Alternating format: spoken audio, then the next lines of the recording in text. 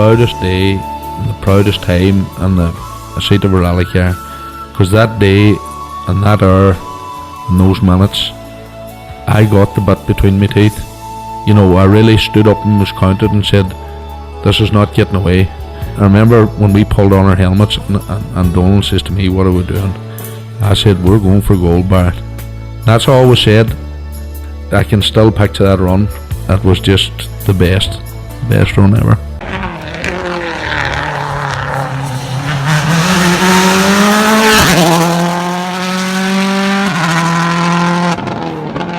Welcome along to Krunching Gears, the Rally Podcast, Season 3, Episode 20. We're going to talk rallying once again, and we're joined with Connor as always, and Luke Barry. Lads, you're both very welcome along. And before we get going, I suppose, could you please like, share, rate, subscribe, all those things makes a huge difference. And this week we're going to look back at Monaghan. We're going to also look back at the Safari Rally, which was a couple of weekends ago, and then we're going to look forward to RallyNuts. And we'll also get a chance to catch up with one of the engineers from the Hyundai team. So Connor, I suppose we should start with Monaghan last weekend. The Monaghan Grand Prix, once again, lived up to its title, epic rally. Oh, look, flat out sprint. It was fantastic to follow, and got lucky with the weather. It all stayed good despite the threat of rain. And there was a few sure skipped it past, but nothing too bad, you know. Nothing major, you know. Yeah, it didn't cause a lot of problems with tire choice. Yeah, that's for sure, yeah. And look, I don't know, were you able to keep track on how the proceedings were going in Monaghan last weekend for yourself? Not as much as normal, so I'm not going to profess to be an expert, but I was certainly seeing how close the times were between the two obvious pre-event favourites, and it was actually really nice to see the two of them at a proper race, because it's actually been a while where they've both done the same rally consistently, and secondly, they've both been near the top and able to dispute something between each other. But obviously very important result for one particular brother who managed to up a bit of level, because there were 3-3 on Monaghan wins going into this one, weren't they? And it's now 4-3 in Josh's favour. So I'm sure in a couple of years' time when they return, Sam will be back trying to upset and sort of re-level that score. Yeah, like Connor, Sam said at the weekend, you know, like they go back now to Birr now in a couple of weeks, and the national championship will take precedent again. I think Sunday was all about the Monaghan rally. The championship, the points didn't really matter. That's it. There was nothing on the line apart from bragging rights on the home event, and it was close, like 11 seconds between the two of them in the end. Yeah, and Josh really only pulled it out on the last look. Up to that, it was nothing between them. An absolutely epic battle. And then the class 14 guys. Oh my God, that was some race. There was I think after 3 stages, the top 12 recovered by 40 seconds, and Daniel McKenna was just supreme on the day. Oh, look, fantastic. And to get 7th overall as well, really was. It shows you that, the ability that Daniel has. We don't see him in the rally car that often nowadays, but he hasn't lost an ounce of talent. That's for sure. Can I just quickly butt in here as well? McKenna's actually one of the ones I did see, because there was actually I know Art McCarrick's got a bit of I was going to call it a Twitter, it's an X thread now, isn't it? Of basically classic onboards of rallying. She's been going for years, and I saw you put Daniel in there at the weekend, and I had to watch that, and it was impressive. It was some steering, as we know. Yeah, really interesting to watch. Anybody that hasn't watched that, I highly recommend go and watch it. It's just a masterclass, of driver and co-driver, and how to just make a stage work for you. Just incredible to watch him in action. Genuinely, you can never get enough on boards of Daniel's. That's for sure. So I think we'll hear enough of us. So I think, well, first of all, we'll catch up with Josh Moffett, then that'll run into Sam, and then that'll run into Eddie Doherty. It's just I caught up with them at the finish. Josh, you're just after winning the Monaghan Rally. That was some day's battle. Yeah, for sure. Now Sam made it tough first. Now it was nip and tuck there really all day, and the last service there was only a second in it, and thankfully we just seemed to make a bit of a gap there for the last 3 stages, and getting the bonus point in the last stage, I'm sure will help towards the end of the year for the championship. So look, it's been a good day, good race, and all round, and fair play to the club there. The stages and everything was top class there. So yeah, you have to give it a Monaghan Motor Club once again. They put on a top class event, haven't they?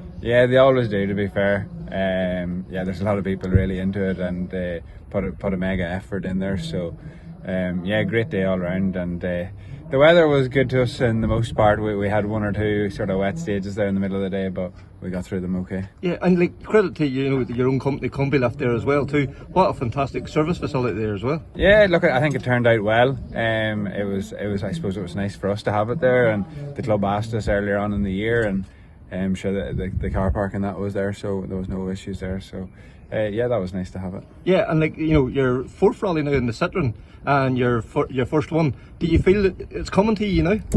Yeah, I think we were probably starting to drive it a bit today, like the way we used to drive the Hyundai. So I think we're getting there. Like we keep changing stuff and trying to improve it in different conditions. So yeah, look, we're getting there, and I'm sure we'll work on it even more. Yeah, because like the Hyundai was fitting you like a glove. You'd been rallying it now for what, 3 years, so like it was second nature. You knew what it was going to do before it even done it nearly a little bit. Yeah, exactly. We just got to the point where we knew it so well, and there's different conditions or different weather that like we knew how to adapt the car to make it best for it. So yeah, look, I suppose that's what we're working away with the Citroen and trying to get to the same stage, and I suppose we believe it's a better car all around. So we just need to get the setup and things to work the way where we need them to. Yeah, and then next up now will be Killarney, the next round of the Tarmac Championship. It will bear in 2 weeks. Oh, bear in 2 weeks, yeah. Yeah, so yeah, we'll be battling it out there again with Sam. So yeah, looking forward to it. Yeah, and like that, do you believe that keeps you match fit then, having doing the national championship in between events? Definitely does, especially whenever you have somebody like Sam there pushing you on and keeping you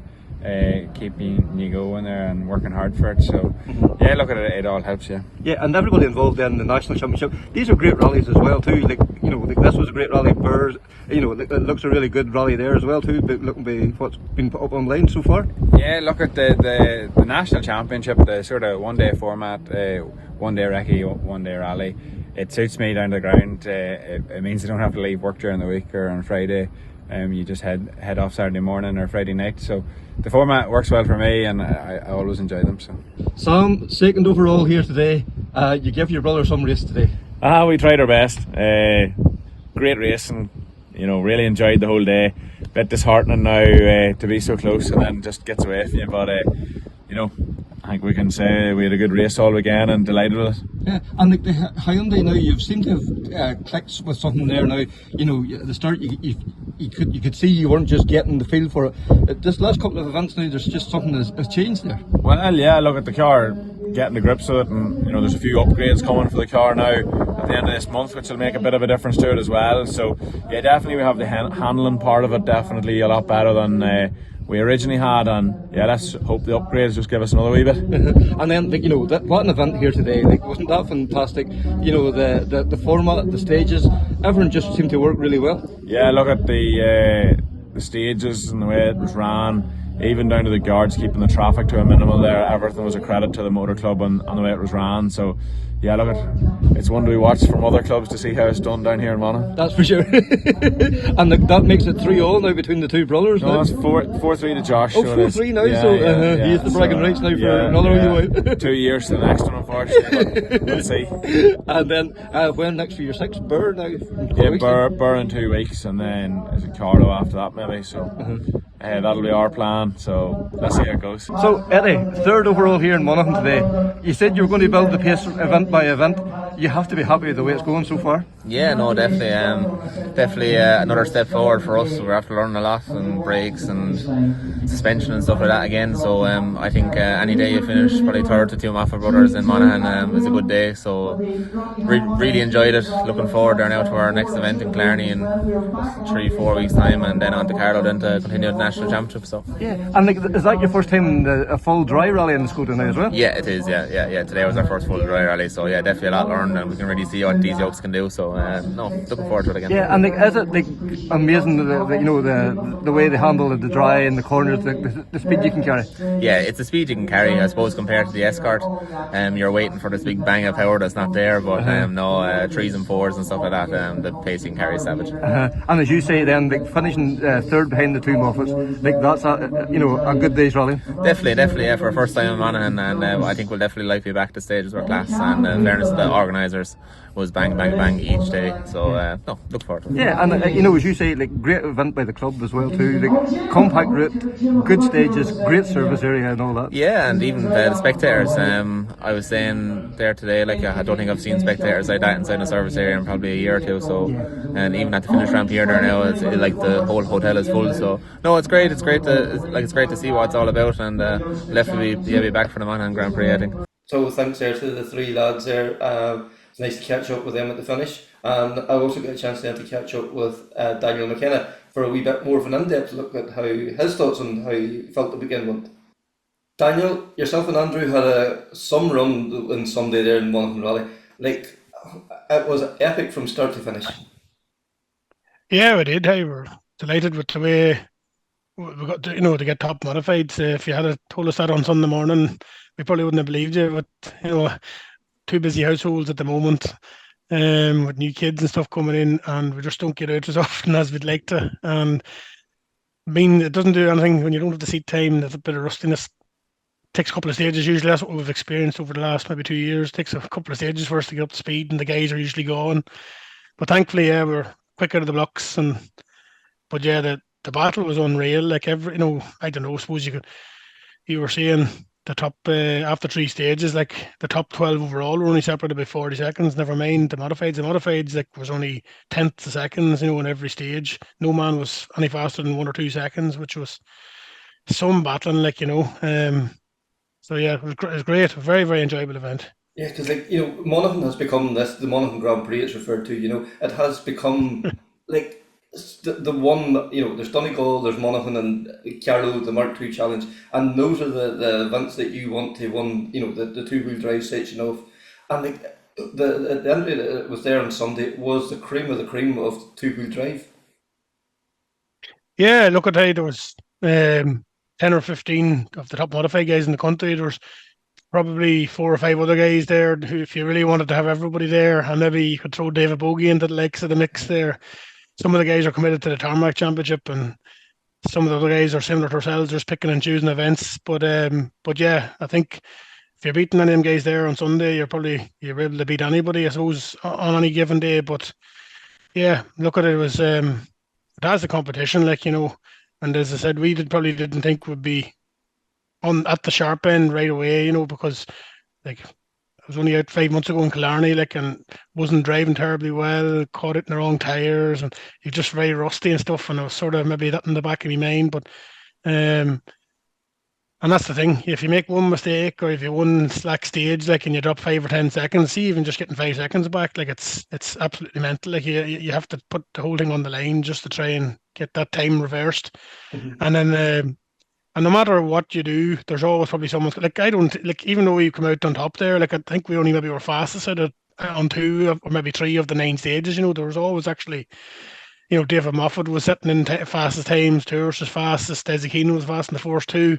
Then Egg was setting a few fastest times as well. There's always, no matter how hard you're going, there's always actually someone going slightly harder than you most of the time as well. Yeah, because that is the thing. It was the way that there was no clear favourite. It was every stage you were just because there were so many of you. There was Egg come in first and you were getting his time, and then there was a few gap of into the next modified, and it was every car come in. It was what's their time going to be? Where sometimes it's 1 or 2 comes in, or maybe 3, and after that then the time started dropping off. But it wasn't like that at all on Sunday. It was there was always somebody coming in and just where the hell did that time? John O'Duggan, another man that's really come up to the top table now this last wee while as well. Yeah, exactly. You could be down at the 15th modified car on the road, Michael Carbon started it now, and some of his times are fantastic, and this is only his second time out in the car, so he'll be one to watch in the future. And even some of the class 13 guys' times, Young McIntyre and the Starlet and that, and Gary Cassidy had a great run, and some of them class 13 guys are on serious pace as well. It's just so it's fantastic. It's fantastic to see. The level that everyone's at. Me and Gary Phillips were saying it too. It's just everyone is just to get the full enjoyment out of it now. Everyone's putting in so much effort. To be dicing every stage. And there's only 0.1 of a second and 0.3 and 0.4, and the most is only ever 2 seconds. It's some race. It's probably frustrating if you're not on the right side of it, but very enjoyable when you're stuck in the middle of it. Like, Aye. but Because yeah, Richard and David Moffett up, like they're two in-cars running side by side, not and like they match each other to the 10th of a second over like I know. a 10-kilometer stage, like, and it's that's unbelievable. You if you set out to do it, you couldn't do it. No, and like there was other stages then when two guys were matched as well. Like, it's sort of stuff you'd see like in Formula One, to be honest with you, the times that close. Like, but no, it was really, really enjoyable. It was a fantastic event, and we were glad now to come out on top of it Yeah. this time And around. like, for yourself and Andrew, like, did you do anything different in the lead up to the event, or was anything different in the car, or was it just it felt comfortable right from the start? No, we didn't really do anything different. I suppose I only came back there after a long layoff, and we put an awful lot of new stuff, like prototype stuff in the car, working along with Raymond Moore and Racing Rally, and working along with Philip Case with the Olin's dampers, and just took a bit of time to get that all in a nice place where we wanted it. So that was sort of the first 12 months, and then we started having the babies and the stuff coming along, which meant that it was more difficult to get out. So sort of when we got the car in the place where I wanted it, we weren't out often enough to be at the sharp end, with the guys. So no, but like, to answer your question, we didn't really do anything different. Like, the car got a bit of a tidy up. I hit it a bit of a tip in Clarence Historics and back us into a bank, just got caught out in the conditions, and then the dampers got a rebuild and the engine got a bit of a check over. But no, the car, Bobby Sharkey's put the car together the same as any other way. We've made the notes the same as any other way. And one other thing as well, I suppose I think seen some comments maybe the guys are saying like, the Monaghan lads coming out on top of Monaghan, like, but we were doing the recce, and I commented to Andrew at the first loop. I said, "Should these stage mates would be in West Cork?" Because I haven't lived in Monaghan actually in 11 years, and apart from maybe a couple of kilometres of one of the stages, which is the same as the year we won it, I've never really done them stages before. No. I probably actually I'd have better knowledge of the Clarny stages or West Cork, and so like, we would have made the notes and would have been driving to the notes no matter where it was, to be honest with you. Like, so in terms of local knowledge, it didn't make much of a difference for me, and I don't even think that middle stage, that Silver Stream stage, I don't recall that ever being used. I don't think that was ever used, or maybe it might have been used bits and pieces in different directions. But yeah, that was a new stage that the Thomas Trainer picked there, like, which is fantastic stage, like, yeah. Because even if you were living in Monaghan, it's like highly unlikely you'd even be driving them roads, because like, they were they were close to the town, but they're not the roads that the normal traffic would be driving day in day out anyway. No, certainly not. Certainly not. A couple of local lads, but sure, the stages will be, like, to move around, to be down around maybe the Nubulus area, or like, there was a stage close to my house a couple of years ago when I was in England. I couldn't do the rally, and then there's other times that to be out around Scottstown, or then I remember the rally years and years ago. They used to be based up in Castlevania and Carton Cross and that, like, there'd be local lads up there know the stages, but we wouldn't, I wouldn't have any knowledge of them and stuff. So, yeah, like, it's very little repetition, I don't think, when it comes to Monaghan. Maybe sort of similar to like the Harvest around Donegal. It moves around the different areas of the county. Yeah. So, but don't know, what was your question again? Now I've run away. You felt comfortable right from the start, I suppose, and that's like, now you feel comfortable that you're able to push more then. Yeah, that's, I suppose, the biggest thing. Like, whenever we did go to the events, then we just, for whatever one reason or another, we couldn't get a clean run. We might have a bit of a mishap with the car, or I'd make a silly mistake. Remember clipping a rock down Killarney in the very first stage, about 2 mile in, and that put us out of the rally. Like, simple thing after putting a load of effort in, or silly little gremlins with the car. But yeah, so first stage was 100% clean, and we just carried on from there once we were in the hunt. It was, I felt comfortable, like, we're happy enough. But yeah, no, didn't really do anything different or special. It just happened the way it did. The end of the last stage, like, whatever, I don't know, glitch in the computer system, your time wouldn't come up online, and like, that must have been like, what was that like? You must have felt the weight of the world on your shoulders for that. It probably only was 2 minutes, but it probably seemed like hours. Well, to be perfectly honest, I wasn't too bothered. Like, me and Andrew crossed the lane and shook hands. We were after doing the last probably 3 mile of stage with the wipers on flat out, and it was getting quite treacherous. And I knew the tourist was I think we had 7 seconds of a cushion going to that stage, and I knew Turish was going really fast in that stage. He got into a really good rhythm. He was always taking time out of us in the first 2 times. And I was safe, like, about one moment, especially in the fast right-hander, where it was pissing rain, and she just snapped on me, and I was like, the last thing I want to do now is throw it all away, whatever. But come over the line, and I suppose we were probably thinking to ourselves, no, we didn't even say anything, it should be all right, that sort of way. But the ultimate feeling was like we were just delighted to have a clean event and really, really enjoyed the stages. So honestly, I wasn't that annoyed about where I was going to finish, and I mean it honestly. But then we rolled down to the stop car.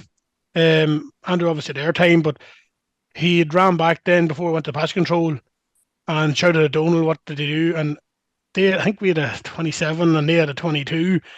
And then Andrew's like, "Oh, geez," because he says, they might have us. I go, "Oh, you're joking." And then I was getting very annoyed. And we rolled down another bit then and sort of tabulated the times ourselves among the time cards and that. And it looked as though we had it, like, but sure, we had sort of forgot that Egg was running 5 minutes ahead of us on the stage and we didn't think about the rain. And then it was only when we rolled up then to the top and we were waiting then to check the times officially. Sure, our time wouldn't come up then, like, but as I said, like, I did say it to Andy, I don't really mind about the end result. I was more just thanking Thomas and Kerry and their team for running a fantastic event. And me and Andrew were just happy just to get a clean run and show that we still had the pace in us. I suppose that, like, last year in Cavan there, like, Eves pipped us by, I don't know what it was on the last stage. That was a bit of a sickener, like, but we had a couple of issues that day as well, and we're still trying to iron out a few things with the car. But so it was, we had a reason for it, but like we threw everything at it there that day. So like if someone bet us fair and square, that was fine. Like we didn't really mind. But yeah, it made for a bit of drama, anyway, didn't it? That's for sure. And like you mentioned there, like Thomas Trainer and Kerry Stevenson, like the sort of like the face of the team that run the rally there at the weekend. Like what an exceptional rally. Like that there should show a lot of people how to run an event. Yeah, exactly. Like it's, I often heard Frank Kelly saying, like, you can tell when active club men run an event. A competitor runs an event. You can tell the difference. Maybe in the stages that they pick or the way they set up the chicanes and stuff like that. There, and I have to say they've done a fantastic job. Picked 3 fantastic stages, and the most impressive thing was just how everything ran like clockwork. So it just goes to show you the amount of effort that the guys put in, like, and so fair play to them, like, it was a brilliant event. And all within, 5 or 6 miles of Monaghan town as well, too. Like, it wasn't you were driving miles to get to the next stage or anything. Like, it was a nice compact loop, and then that service area as well, too. The Combi Lift factory, like, that's world class. Never mind, like, as good. Yeah, it is. It is. Yeah. No, it's fantastic. Like, it was just a great event. Like, everything was so compact. The trailer park, service, scrutiny, all the usual places. The hotel was only over the road, and then the stages were all within a stone throw of the town there. Like, so. No, it was really, really.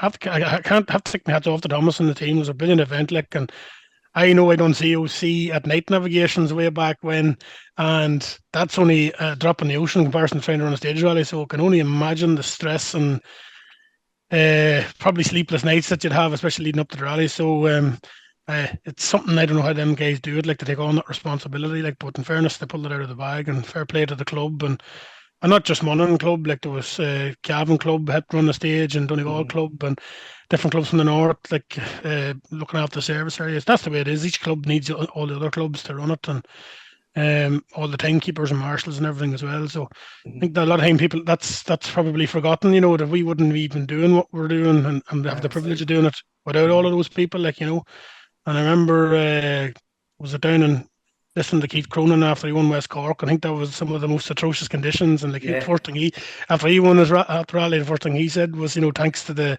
marshals who stood out on Saturday, like, because it was just horrendous. Like, so it's good that the competitors don't forget that. Like, and I tend to always try and tip my hat to them whenever I can and say thank you and thanks for Marston. And when you're seeing them on the last loop round, me and Andrew always like wave out to them and say thanks very much, Marston, or whatever. So because it's a thankless whole job at times too. Yeah, and especially with the crowds that was about there on Sunday as well too. Like, it probably made the Marston job that wee bit more difficult as well too, because like that was international crowds that was there. It wasn't a national round. Like the service area, like the crowd it was about, the traffic on coming in and out of Monaghan, brilliant to see. Like, and that has to be a benefit to the whole town, the whole area. Like, people in buying petrol, and hot food bars, cafes, restaurants, all that kind of thing as well.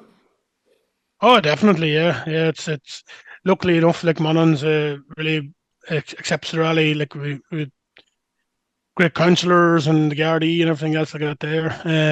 I know from being involved with the club down there for many years, like there's great support, and I don't know, for whatever reason, I suppose maybe it's because Monaghan's just sort of a hotbed of rallying. Like it always was a good entry. Like, the modified, even the battle that the two boys were having at the front of the field as well, it was brilliant to watch. So, so I think it was good to watch. Like, we were chatting to a few spectators when we were putting the car on the trailer. They're on about one section where the end of that first stage, where you come down onto the square left, there's a real fast bit downhill, and the boys had the guns out to hurt with doing the speed, and they were saying we were second fastest down the hill after Josh, like, and then we're four-wheel drifting around a left-hander at a wall, like it's hairy enough stuff in fifth gear. Your boy was just saying, like, I don't even know who the guy was, to be honest with you. He was just saying it was unbelievable to watch, like, and to think then you have 10 modified cars all within a tenth of a second, all doing the same thing. I'd say it was class to watch, like, So thanks to Daniel there, as always a pleasure. And then a couple of weekends ago, we had the Safari Rally, and Connor, like, what can we say? It had everything, drama, the champion returning. It was just, every time you clicked onto the times, there was something happening all the time. And what a rally it was. Like, it's just provided a real throwback to the way we used to remember the Easter Classic. That's it. It was snorkels, it was mud, it was everything. And come here, complete and utter masterclass by Callie Rovan-Pera. I don't think he put a single foot wrong the whole weekend. It was just incredible, the drive he had. Yeah, because look, we've seen other cars with punctures and damaged bodywork and bits hanging off them and one thing and another. Like, Kelly, just for a guy that's just dipped his toe back in again, it's just seemed very easy. Yeah, he made it look incredibly easy, didn't he? You wouldn't have thought he was doing the Safari Rally. But I think the tempting conclusion to reach is that he was lucky, but that is absolutely not the case. You can definitely assure you of that. It was a supreme performance. And what was interesting for me was actually just how, I guess, proud he was of what he'd done, because it's not like Callie to necessarily talk himself up or really sort of emphasize how polished he thought his own performance was, but it was very clear that he reckoned he'd done the perfect safari at the end of the rally. So that was speaking very journalistically there, as a bit of a headline sort of grabber, that was a very interesting line. But yeah, utterly seamless performance. Toyota as well certainly got that event understood, haven't they? Historically always been very good in safari. Since his return to WRC, that's 4 years now, they're yet to be beaten. So yeah, it's going to be an interesting one next year to see if they can, or anybody can topple them off that perch. Yeah, because not only was he fast, but he wasn't. It never appeared to be on the limit at any stage. And I think everybody else was trying to drive to the limit to try and keep up with him, and that, I think, made the difference. He wasn't ragged. He was just Mr. Smooth. For me, there's actually an element of Colin McRae in all this, whereas Colin was always famous for being this sort of on the edge, ragged driver who was sublime, and on his day, when he fancied it, basically, he could obliterate his rivals on stages. But he was equally good, particularly in the second half of his career, at being sensible and strategic and winning the really tough rallies. And to me, this is what Rovan-Pera is becoming. We all remember that insane run in Estonia, particularly last year. I think he won about, I can't remember how many stages it was all of them, Saturday and Sunday. It was ridiculous. And then you come here where, as you said, he wasn't ever overreaching or pushing his limit. He just drove the perfect plan. He understood how to do it, and he's always been good at these kind of rallies. He won the Acropolis quite early on in his career. He's won a Safari before, so yeah, I think that's quite interesting. But yeah, honestly, I'm struggling to think of many better wins for Callie. It was a really, really important result, and yeah, great to see him back, and nice to know, I guess, for his rivals that he's not competing full time, because I dare say I think he'd be very difficult to beat again this year if he was a full time contender. Yeah, Connor, he would be a real thorn in everybody's side if he was, doing more events, wouldn't he? Oh, look, it would take, I suppose, a bit of the fight out of the championship this year. At the moment, we're watching a battle between Neville and Evans to see who could be the potential next contender here for the championship crown. So yeah, that fight just wouldn't exist if Callie was here full time again. That's for sure. And then our own Aaron Johnston along with Takamoto, like what an event they had, like full of drama, but come away with a fine second overall. And look, an incredible event for them, and particularly after what happened in Sweden, to have gone out leading the event in Sweden. And we saw Takamoto being interviewed at the end of that rally, and he was beyond gutted. And to bounce back and pretty much, we've always seen Safari has been good for him the last couple of years, but like he really just played a blinder himself and Aaron. A fantastic event, a fantastic weekend for them, and very little trouble. I think bar 2 punctures, again kept their noses pretty clean the whole event. And look, the two guys seem to have a lot of fun in the car as well. We've seen the end car clip from the big jump and all that too. Like, yes, it's a very serious, and it's it is like mega important to them, but there's a bit of crack with it as well.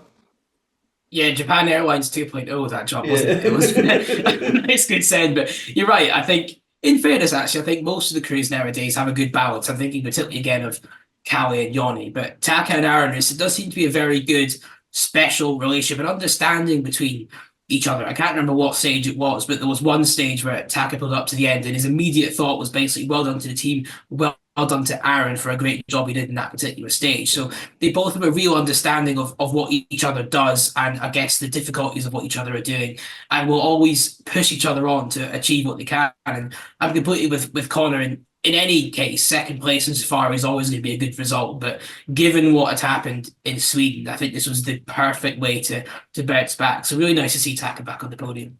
That's for sure. And probably star of the year so far for Mo, another podium. Nobody would have given you the odds on that at the start of the year. Like he has been exceptional so far this year. Yeah, I have to say, I think a lot of people kind of suspected that he would be ready. There was this question mark going into the year that was Formula going to be able to transform that sort of rejuvenated Rally 2 form into the Rally 1 car. And there were some that pointed to Japan at the end of last year, where obviously he went off, and I think the first proper stage anyway, the second stage of the rally, and everyone's like, oh, okay, is this going to be a theme again? But that was a very particular set of circumstances. He's just driven impeccably this year. I would agree. I think he is definitely driver of the season to be third in the championship. 2 podiums, follow up your first one with another great drive in Safari. It's amazing, and he's providing us a great entertainment with all these Talladega Nights references and everything else. So yeah, he to me has been the real positive surprise of the season, because if you think about the atmosphere in M Sport now, yes, they're less likely to win a championship without Tanak, but I dare say the team is probably a bit more harmonious, perhaps. Definitely, certainly less stressed than they would have been last year. And it's worth pointing out the Puma did take a lot of flack last year for maybe not being the most reliable car, but it answered those critics well in Safari. Not really any significant problems beyond punctures, which are something the team can't really control. So yeah, really, really encouraging performance. And we're now into Croatia, onto tarmac, and he's got a podium on the snow. He's got a podium on gravel. The triple threat. It's not like we'll find out, won't we? That's for sure. And Connor, just something Luke touched on. His social media, it's nearly better than his rallying. He's a master of it. The quotes, the way it's presented, it's so cool. I even love he answers somebody will put something up on Twitter, and he'll come back at it. And his second language, French is his first language, English is his second language, but he knows all the references, he knows all the quotes. He gets the humour as well. Oh, look, he's fully immersed in the pop culture, and it's not just on the events as well. You see that in between events, as you say, somebody will post something and there's a reply from Adrian, and it's funny, it's hilarious. He's a witty guy, and it's what we want to see. We want to see the characteristics. We want to see personalities and emotions coming out. So it's great when we actually get that, both on screen and off the screen. That's for sure. And we've seen that the whole point system. We said earlier, in the last time we spoke, that we're going to give it a few events to give it a chance to bed itself in. It's still been worked on. It's still not perfect, but who's going to remember that in a few years' time? We're going to remember Kelly Roof and Perry. We're going to remember Taka, we're going to remember for Mo getting the podium. That's the thing that's the takeaway from the Safari for me. Yeah, the points debate's interesting. I'll be honest, I'm actually surprised at how much of it existed after Safari. I knew there was going to be plenty after Sweden, where the winner lap he didn't actually score the most points, but there was a bit of contention, I guess, with Thierry because he was, I think, fifth overall and got the second most points. So I hadn't really thought to factor that in. But I mean, I'm not the biggest critic of it. I can understand where the critics are coming from, but for me, it kind of has hit its brief in that it's making Sundays more interesting. I would definitely agree that there are ways that it can be improved because it's not the simplest thing. And I guess the point the WRC is at now, it can't really afford to have too many complicated nuances if we're trying to grow this sport and introduce more fans to it. But yeah, it's one of those things. You're right. I don't think anybody's going to think, who scored the second most points for the 2024 Safari Rally Kenya? That would be a very intense research deep dive to find the sort of stuff out of it. So yeah, Robin Perry won the rally. He's winner of the weekend. As far as I'm concerned, that's how it'll be. Mm-hmm. And Connor, Gus Greensmith, what a rally he had. Everybody kind of wrote him off a few years ago when he was in, with M Sport and one thing and another. He's just a rich daddy's boy and one thing and another. I think he has proved himself that he's an exceptionally good driver as well. Look, he's really since he stepped back into the Rally 2 class, he's really come up another notch or another level, and he took the fight in the Safari to Petter Solberg, or sorry, not Petter, but Oliver Solberg, and he was the stronger driver that last weekend. And not only that, like Gus was suffering from a really bad stomach upset as well. So to fight an illness and to give it everything in the conditions of the Safari Rally, and not to be intimidated by the fact you've got Oliver breathing down your neck either. I thought it was an incredible drive for him, and really, he's gone up another notch in my estimation. I thought it was just a brilliant performance. And, look, I think that's probably a quiz question from Kevin in the future. Who scored the second most points on the Safari Rally? Yeah, we know what Kevin's like with his quizzes, don't we? Yeah. You can have some quite nasty ones tucked in there. So, do you know what? I'm going to make a mental note of that. It's locked in here now. And we'll find out at some point in the future. Yeah. Charity special coming up where we get some really daft questions, and yeah, that'll be in there. So, I think without further ado, I think we'll hear from Aaron Johnston. Aaron, thanks for joining us. After, I suppose, what would be fair to describe as a disappointing Sweden, that was a fantastic result in the Safari to bounce back with a second place. Yeah, thanks, Connor, for inviting me on again. It's not so long since we were last chatting, like you say. And yeah, I think it's fair to say that Sweden was disappointing. Well, it was fantastic up until the point that it wasn't. But yeah, to come back in Safari and put it to bed and finish on the podium, which was looking like what we could have achieved in Sweden if it wasn't for the mistake. But yeah, you're only as good as your last rally, and our last rally in Kenya was a good one. So we're back up and looking forward to the rest of the season now.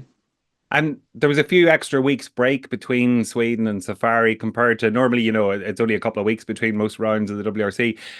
Did that help in this case, or maybe after Sweden, were the two of you itching to get back into the car as quickly as possible? Yeah, okay, so we had like a 5-week break, but really for us it was 2 weeks, and then we had a test in the south of Portugal. So we were back in the car pretty quickly, and then home again for 2 weeks before traveling to Africa. But yeah, let's say there's not so much time for us to rest and recoup, and especially this season during the winter, there was not so much time because we had a couple of test days in Finland on the snow already to prepare for Sweden. So a break like this is always welcome, but for me anyway, once you sit at home for a few days, or maybe it gets to a week, you're already looking to find out when your next trip away is and to get back into it. But yeah, after Sweden, a little break was welcome, and it was nice to just recharge and build up now for what is pretty much the most intense part of the season until the summer break now, with rallies coming thick and fast.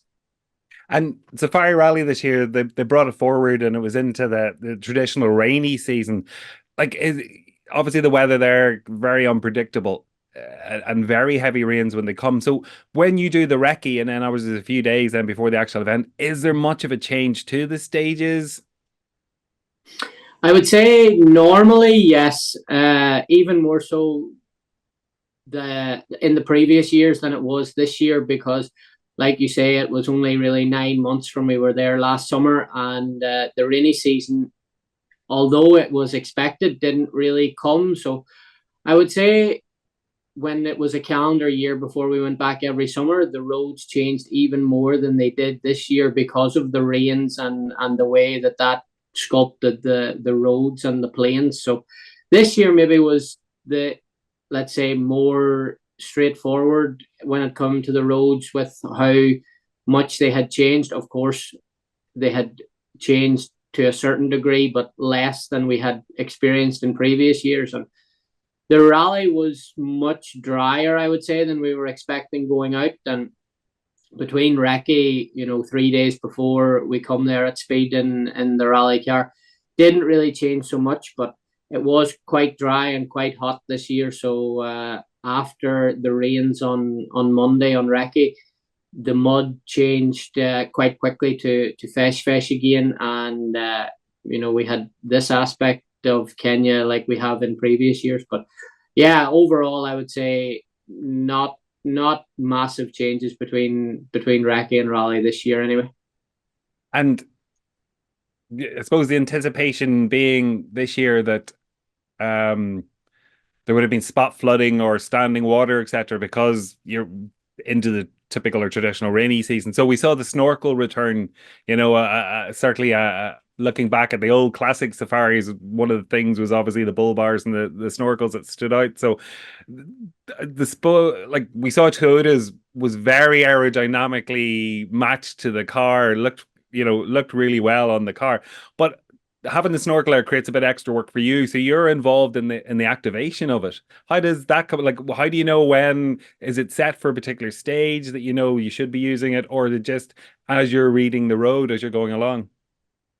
Yeah, well, first of all, I totally agree with you. The snorkel and okay, we didn't have the bull bars this year, but maybe in the future it adds something to the cars. And for me, anyway, as a fan, I like to see this sort of rugged and rough look that you can only bring to a safari car like years gone by. So yeah, I think it was a welcome addition for everybody. And the workload for the co-driver, okay, it's not so much extra when you're inside the car. Of course, when you get to the end of the stage, there's more to clean, and the air filter and the actual snorkel as well. So it just take a little bit more time on the liaison to make sure that everything was free of debris and clear moving into the next stage. But it's just like a normal water splash valve that we have used in the past in Sardinia and places like this where we're crossing fords and rivers. But you just press a button on the footrest and keep it pressed for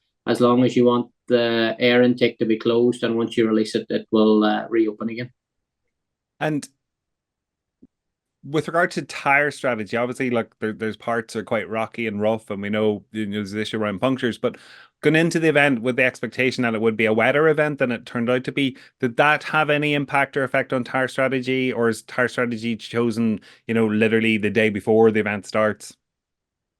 Yeah, well, now in the WRC, on most gravel rallies, let's say, we don't have a service in the morning, so you have to already make your tire choice the night before. And let's say in Greece or Italy or somewhere like this, it's not really a big drama because you can quite, accurately predict the weather conditions for the following day. But in Kenya, with the terrain being so localized and the showers coming, in very small pockets, even though they can be quite heavy, it's very hard to predict. But in Kenya, we only had really one tire choice, which was the soft, and again, it was sort of the optimum tire that we expected to use before the event because of the expected rain. But even though it didn't come, the ground is quite soft and it's not so abrasive on tire wear that it meant that the soft was still the best option throughout the weekend.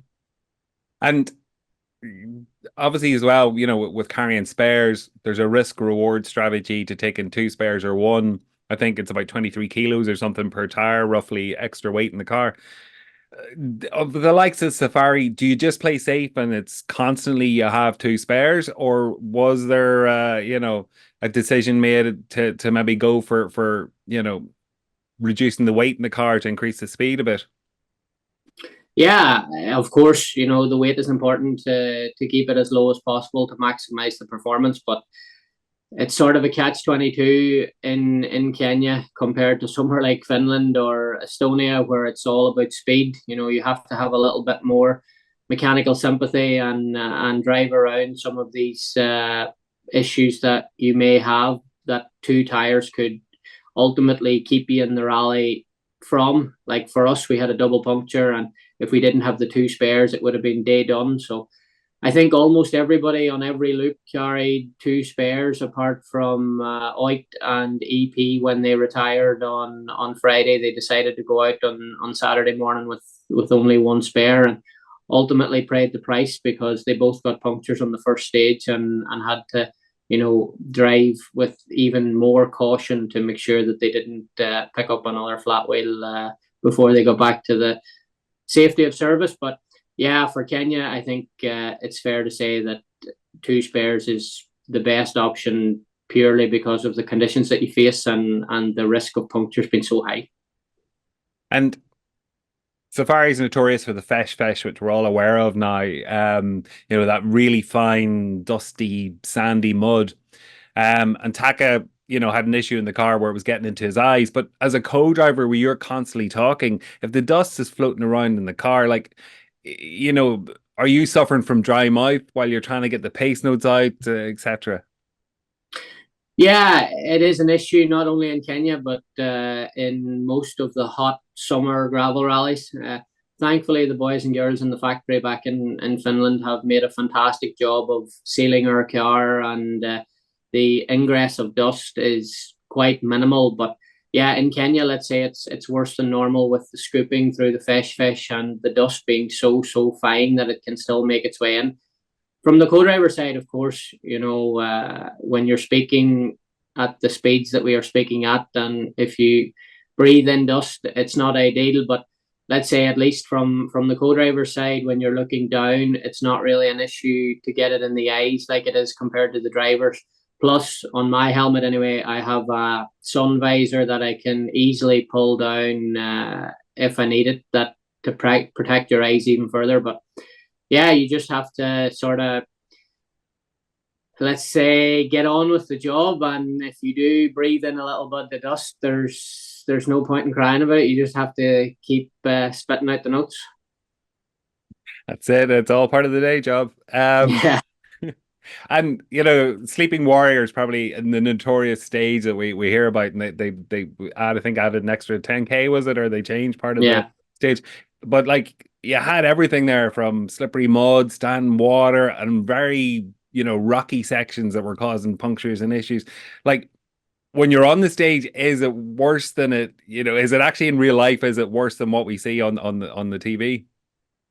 No, I think it's fair to say Sleeping Warrior now, over the last 4 years, has gained a reputation for being the most treacherous and the most difficult stage of the rally, and it definitely has to be respected by the crews. Like you say, they changed the ending of the stage a little bit, and unfortunately, pre-event, we didn't get any organizer video to sort of have an idea of what we were going to face. But the bit that they did remove from last year was, let's say, the most rough and toughest part of the stage compared to the beginning. So we were thinking that at least they have removed this part and it can't really be much worse. But it turned out to be even, let's say, more technical and more tricky, and there was a lot of loose rocks. And it was on this new section that we picked up the double puncture with a rock hidden in the grass, that when we watched the recce video back, we took the same line that we did during the recce, and there was nothing there. So whether something was brought forward by the animals, or maybe flicked by a car in front of us into the grass. Just it's one of them things, and it's just the unpredictability of Safari. But I think Sleeping Warrior definitely is this make or break stage on the Safari. I know personally one of the things I love watching is those behind the scenes videos of you guys prepping just before the stage start, and we always see the co-driver out checking tire pressures. What is going on there? Like why the need to adjust for every stage, etc.? What are you looking for? What are you doing there? Yeah, the main thing that why you adjust for every stage is obviously the length. For example, the first stage might be 20 kilometers, second stage 10, and the third stage, like Sleeping Warrior, was when it was 37. So you're just using the distance and sort of trying to predict the pressure that the tires will climb to come halfway through or coming towards the end of the stage, because obviously you don't want to start too low to risk the puncture in the beginning, but you also don't want to finish too high where you're losing performance by the tire moving. So it's a fine art, and it's something that we discuss in detail with our engineers after the recce and make a plan for this. So we just try to keep on top of it at the end of every stage before heading into the next one. And next up is WRC Croatia. You've already had your tarmac test in Croatia. I think you had a couple of days break literally from Kenya, and you were back into tarmac spec car.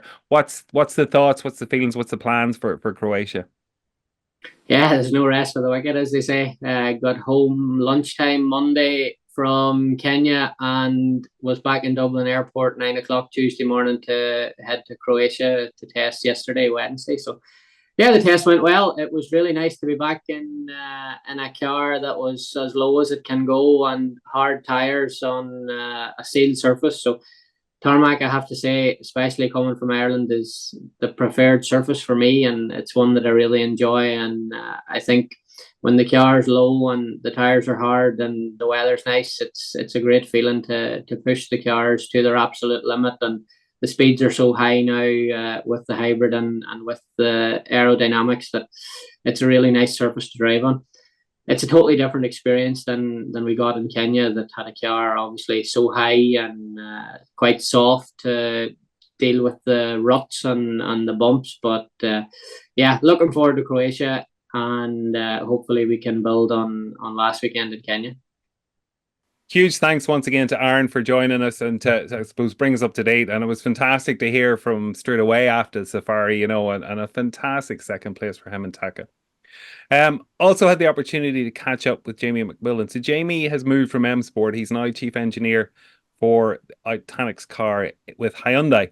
And it was a chance just to hear from Jamie, I suppose, how the season's gone for them. Not the season, or not the start of the season that I was looking forward to anyway.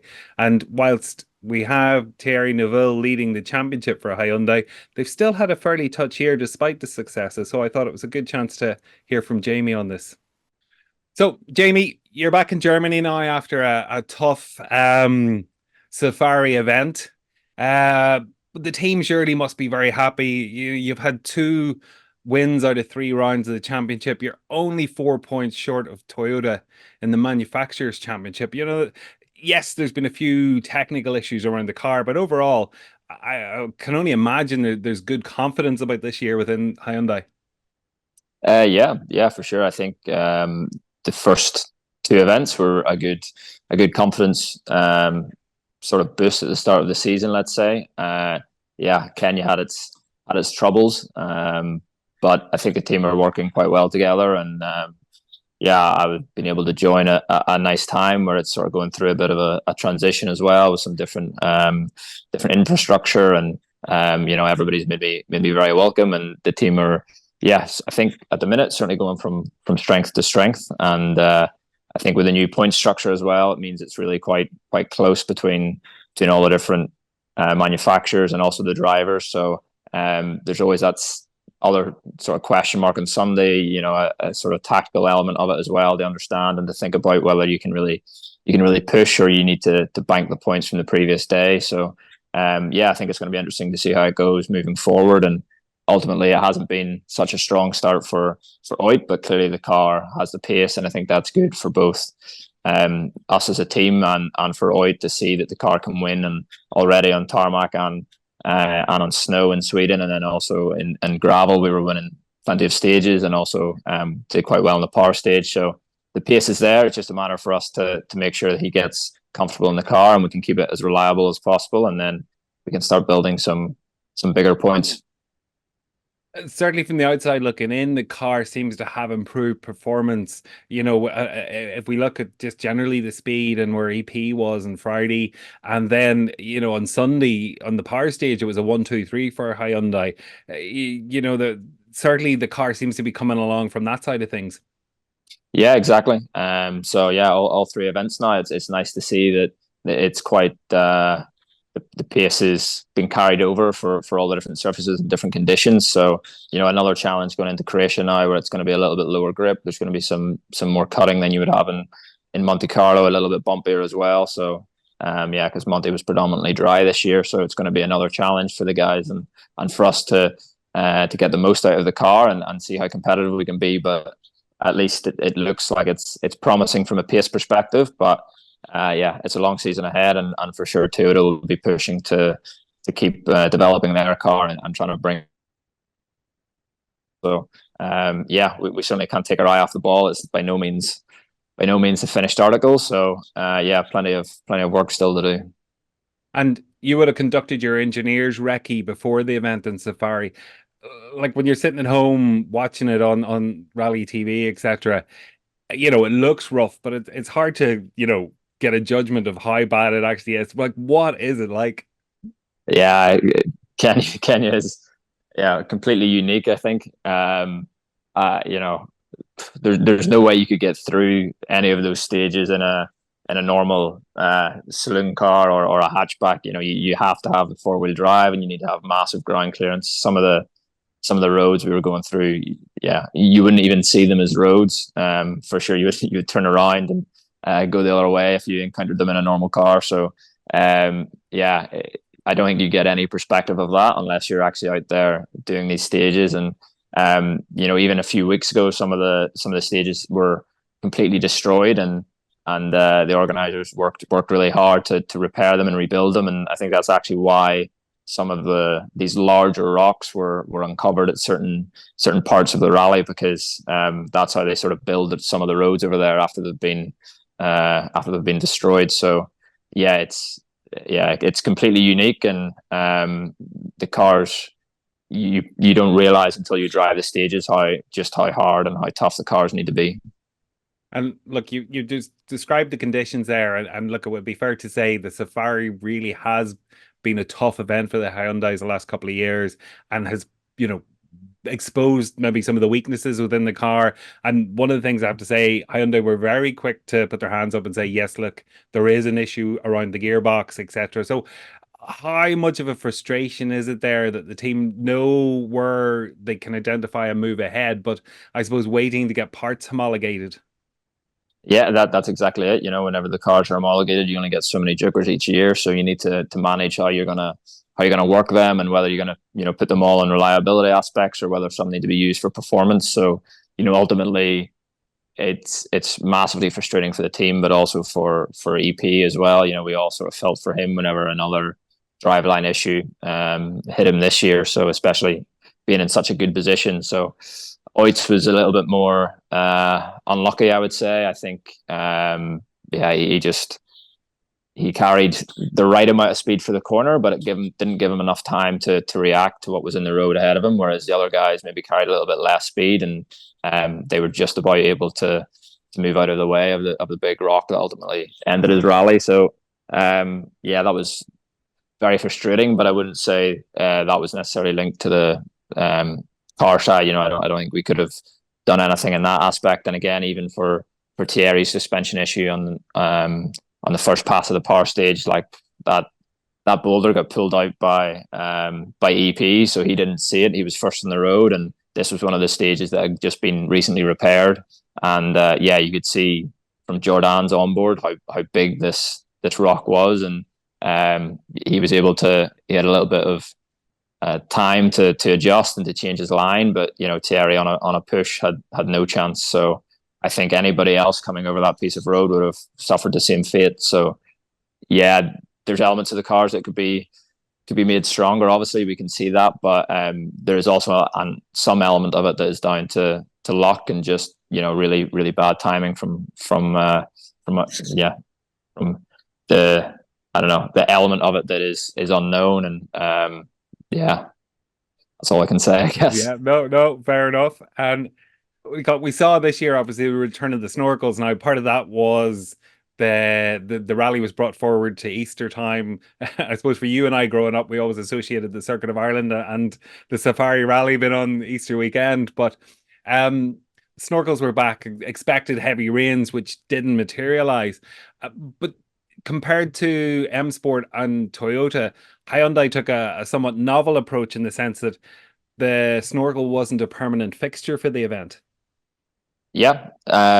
So from our side, anything that you put on the car is added weight, and there's always an element of an unknown or something that can break, or and also it's adding some drag to the car. So for us, it was pretty clear if we weren't going to need it, then we weren't going to fit it. So we only put it on for Saturday afternoon whenever at least the forecast looked like it could be quite torrential in places, and then it gave the drivers the option whether they needed to use it or not. And in the end, it wasn't needed. The stages were actually near enough all dry, apart from occasional mud patches. So yeah, the other teams have different ways of approaching it, and I can understand that point of view. But for us, it was quite easy to fit the snorkel in a 30-minute service. So we just made the judgment day by day and loop by loop, and in the end, yeah, I think it was the right decision. And we saw the Rally 2 cars actually had bull bars. Considering EP's incidents with zebras and other wildlife issues for some of the other drivers, do you think the bull bars is something that could or should be introduced for next year?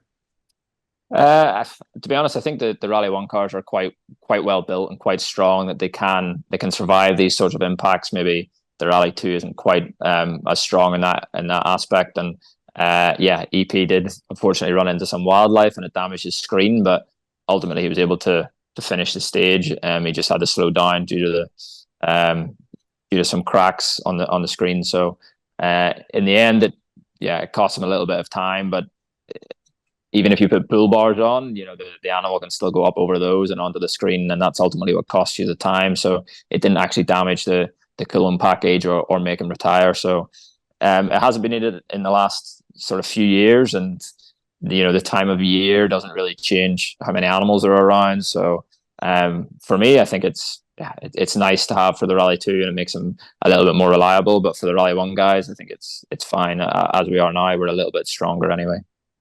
And I suppose one of the other challenges was tire strategy. Particularly in a rough event like that, and the high risk of punctures, and I suppose where somebody's returned under Super Rally such as OIT or EP, you can take more of a gamble to maybe run with one spare tire. But how much goes into that decision making? That risk reward piece around. Yeah, carrying an extra spare or not?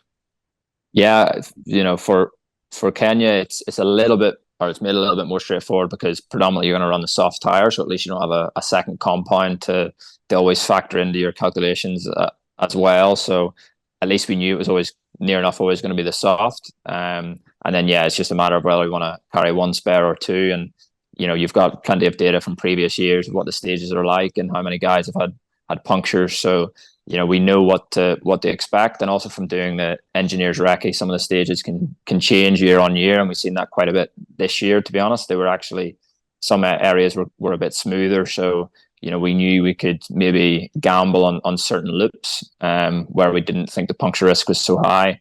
And we've seen that with, I think, EP on Friday morning went for it, and in the end, it's what sort of risk you want to take. So we know how much the added weight would cost you over a loop of stages, depending on how long the loop is and what sort of character and content is in the different stages, also affects how much time you will lose. So we make those calculations before the event, and we can also discuss with the driver and say, okay, this is how much we think you'll lose. And then it's really factoring in these conditions, it's factoring in the puncture risk. So because it's not only the time you lose from having a puncture or having to change it and all the rest, it's then what you actually lose from knowing that you've now got no spare tires in the boot, so you can't push as much as you would if you had to. So that's another element that you always have to think about. But in the end, Sunday morning, the first stage was really, really tough. And in previous years, we always thought, whenever we were doing the recce, that this was going to have so many punctures. But the Sunday drive before was probably always a little bit more measured, whereas this year the guys have to push in the Sunday as well. So we seen a few punctures on the first stage, but the next two were quite smooth and less of a risk. So we knew if we got through the first one on Sunday morning with no punctures, then 5 was the right choice. So that's what we went for. And then second pass, it's a little bit different for the road conditions because there's some deeper ruts. So generally you have more chance of sort of damaging a sidewall or debeating a tire. So you need to generally go for a slightly safer approach. And next round is Croatia. So 4th round of the championship. Obviously Thierry's leading the championship, so from that perspective things are going well for the team. But for Oit, his championship hasn't got up and running, I can imagine, how he wanted or had planned. So does strategy change for Oit and his approach for Croatia, or from the team's approach to Croatia? At the moment, I don't think so. I think you need to, it's a long season ahead, and ultimately he's shown the pace. We had some sort of minor issues in Monty which affected the pace, unfortunately. So he wasn't really able to show what he could do, and the guys have been working hard to improve that. And in Sweden, he showed he had the pace. Just ultimately, a small mistake had some big consequences. And again in Kenya, and at least Kenya, we were able to salvage some decent points on Sunday. So clearly he knows, the car and him together have the pace to go and win stages. So Croatia is a different challenge. I think we need to see what the conditions are doing, see how the stages develop, and it's going to be a little bit tricky with the road position. It's not the best being further down the field. Generally, you want to be starting in the first couple. So I think we need to be sensible with the approach as well. There's no point chasing points at this time of the season, because one more crash or one more off or whatever, can really have a big effect. So we need to just be consistent, get some good points, and have a push again on Sunday and see how far we can go. So no matter what happens in Croatia, the road position should still be decent in Portugal, and then we've got a really sort of nice run of events where I think the car and Oit have proven they've been fast in the past. So I think then if we start to get a bit of momentum going and a bit of get into a good rhythm, then it can change very quickly the overall standings, and could be looking a bit better.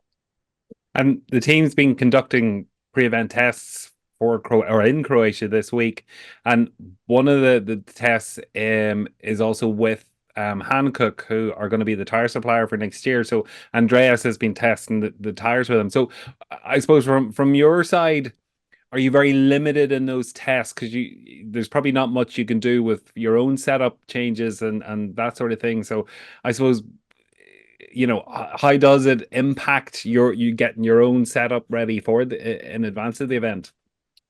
Yeah, so it's actually really tricky for Andreas ultimately, because that's his one sort of test day for Croatia, and the team just have to manage that with the amount of test days we have over the season. So the Hankook day will be driven by them, and Andreas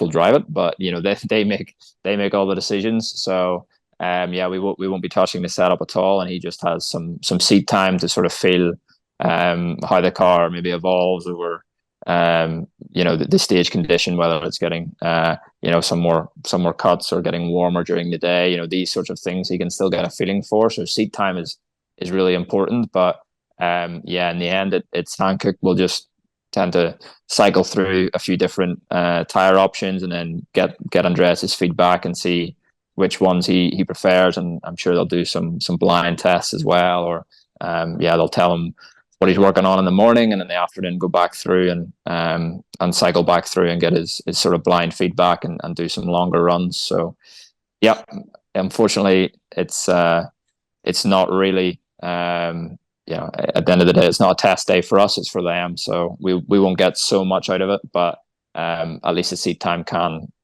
be important for Andreas. And speaking of Andreas, he's still adjusting to the hybrid cars. Is there much of a learning curve, like with the regeneration for the hybrid unit? Does he have to kind of relearn how to drive and how to brake the Rally 1 cars, or am I overthinking that? No, it's definitely an element of it. I think even just understanding when you have boost available and when you don't, that's that changes how the car behaves, both from maybe the differential balance or mid corner, or how the whole car reacts to the driver's inputs. So that's something that he just needs experience, and he needs to come to terms with. Again, unfortunately, actually on the Hankook test day, we'll be running without the hybrid because next year, in theory, we don't have that. So yeah, he's actually struggling there as well to learn that element of it. But I think generally, and he's spoken about it as well, it's also just the cornering speed and just how much you can throw the car into the apex. And I think it's really hard for him because to find the limit, you normally have to push a little bit over it, and he can't really be afforded that luxury of making a mistake, or at this time of the season when he's not in the car so often and he doesn't have a full season in the car. So yeah, he's in a difficult position, but he needs to just try and drive sensible and smart and build a pace gradually. Thanks to Jamie for taking the time to catch up with us. And I know Jamie's very busy. He's settling into a new role with a new team, and it's great to have the opportunity for him to come on and talk to us. And a huge thank to Hyundai for Jamie, giving Jamie the permission to do so as well. Yeah, that's fantastic. It really is, And then last weekend we had Quattro River Rally, and that was Connor and Eamon were using that then as a warm up for the next round of the JWRC, which will take place now in 2 weeks' time, or well, 1 week's time really from now. And they weren't there for the result. It was getting the experience, getting the feel for the roads again. And I think that they set some great times over the weekend as well. Yeah, look, it was about them getting back out onto tarmac and in the Rally 3 car as well to get settled and get a bit of seat time. And when everything was going smoothly and issue free, like they were setting some top 4 stage times and certainly mixing it with the Rally 2 cars. Yeah, great to see. And then this weekend coming up, we have the first round of the ERC Rally Hungary, and we have John and Owen's out there, and then as well as that, then the junior section we have Jack Brennan and Aoife Raftery, and it's going to be epic because there's such a strong lineup there. It's probably better than WRC 2, the lineup of Rally 2 cars is going to be there. Never mind the juniors. Oh, look, incredible opportunity for John. He's out in the Rally 2 Fiesta. He's going to be up against the likes of Hayden Padden, Mads Osberg, the Finnish champion Mika Heikkila. Some incredible names there. It's a good chance for John to shine. That's for sure. It's going to be epic. Hayden Padden, he's been on the show a couple of times. A real good man. I'm really looking forward to seeing how the time starts rolling. Yeah, it's going to take John maybe an event or maybe 2 just to get to the cutting edge, but there's no doubt in my mind he has the ability to do it. And then the junior section, Hannah and Aoife will be, getting that partnership struck up again. Jack Brennan and John McGrath, what an opportunity for Jack at whatever 19 years of age, going out there and doing that. That's fantastic. It really is, isn't it? It is, and again, it's going to be competitive. Jack and Aoife are both taking part in the Rally 4s in the Peugeot 208s. I think there's something like 20 Rally 4s in that category. You even have the likes of Max McRae, which is great because Max is going to be in a similar car. And it will draw a bit more attention, a bit more, I suppose, spotlight onto that class as well. That's it's going to be brilliant. So like we'll be definitely keeping an eye on that over the weekend, and then closer to home we have RallyNuts second round of the BRC. We have a good few of our guys over there competing in it, and then also round of the historic British Championship, and then and then that's on Saturday, and then on Sunday the Willie Loughman down in Carrickshire. Like that's going to like there's even some guys doing the both of the events, so like you have to tip your hat to them. Like Keelan Grogan and Cian Caldwell is hoping to do both events. Like that's a big undertaking. It's a huge task, and everything has to go 100% right, from making sure they finish the rally nuts in perfect order, and then make sure there's no delays with the boat and everything else. So they're under a bit of pressure to do both, but fair play to them. Yeah, like both of them are. It's great to see such young crews wanting to do it. As well too. And I think maybe Casey J. Colton's in the same position as well. He's hoping to do both as well too. So brilliant. I think that's class doing that then. And the round two of the BRC, like Cronin back on the list, Ingram and the Polo on the list. It's like there's a whole there's so many names there. Like Ocean Price is going to be keen to home stages and all that too. Miriam with the Yaris and on gravel. There's so many talking points there as well. Yeah, and I can't remember if you mentioned William Crichton as well into that mix. So it's going to be it's going to be quick. Like it's 100K over 7 stages. Like it's a one-day sprint, compared to, I suppose, a tarmac championship round. So it's going to be quick, and it's going to be quick from the get-go.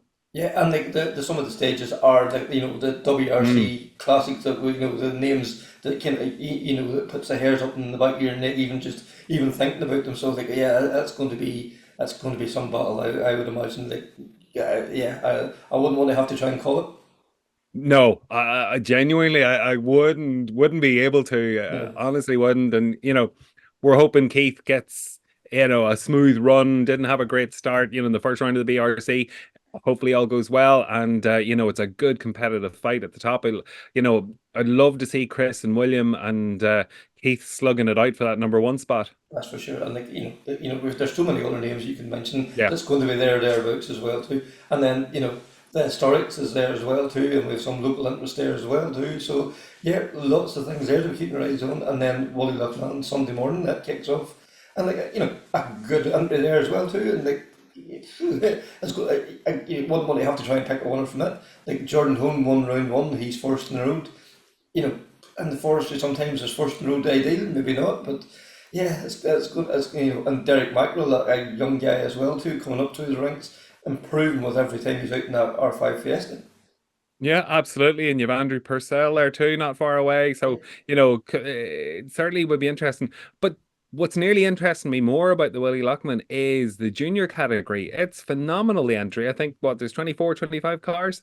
Yeah, the junior 1000, we've long extolled, so much positivity coming, with the young people coming up through the sport now, and they had a day there recently with the academy, and the older heads now, the Will Crichtons, the John Armstrongs, and these guys going there giving them advice, and it must be brilliant being 13 or 14 years of age, going and meeting these guys that are competing in the World Championship and then the European Rally Championship. You talk about meeting your heroes, this must be something special for them.